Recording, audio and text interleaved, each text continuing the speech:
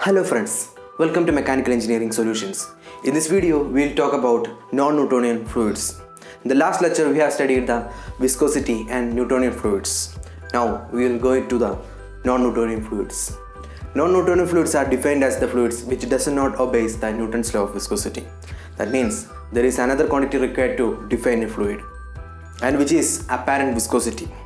The apparent viscosity is defined as the ratio of shear stress to the rate of shear strain.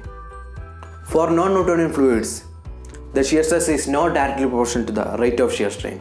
So, the apparent viscosity is not at all a constant. It changes according to the flow conditions. Non-Newtonian fluids can be classified into two types: time-independent and time-dependent. For time-independent cases, there will be again three classifications there: Brigham-plastic, pseudoplastic, and dilatant fluid.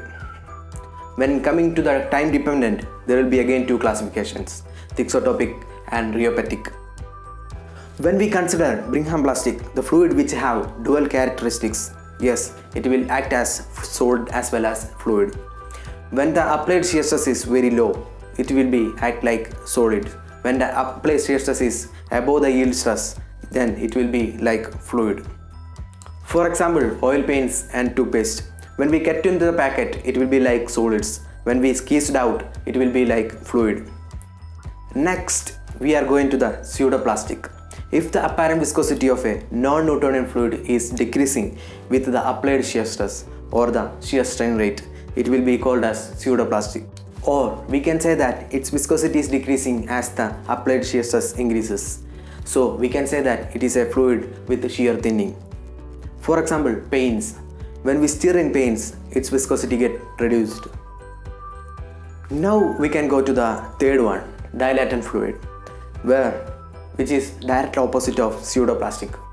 Means its viscosity increases with the increasing applied shear stress. So it is also called as shear thickening fluid. So as a conclusion, there are three types of time-independent non-Newtonian fluids: Brigham-plastic, pseudoplastic, and dilatant fluid. These three categories can be defined by power law. That is, τ is defined as the constant into du by dy raised to n plus another constant. For Brigham-plastic, the n value equal to 1. For pseudoplastic, n will be less than 1. For dilatant fluid, n will be greater than 1. Now we can study about time-dependent non-Newtonian fluids. That means first one is thixotropic. In thixotropic fluids, the apparent viscosity decreases with increase in time, even though the velocity gradient and the shear stress will be kept constant. When coming to rheopatic fluids, its apparent viscosity increases with increasing time, even though the shear stress and the velocity gradient kept constant.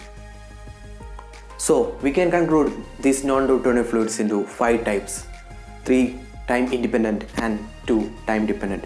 When coming to 3 time independent, the first one is Brigham-plastic, where it shows the dual characteristics. It behaves like solid when the shear stress is low. It behaves like fluids when the shear stress is high.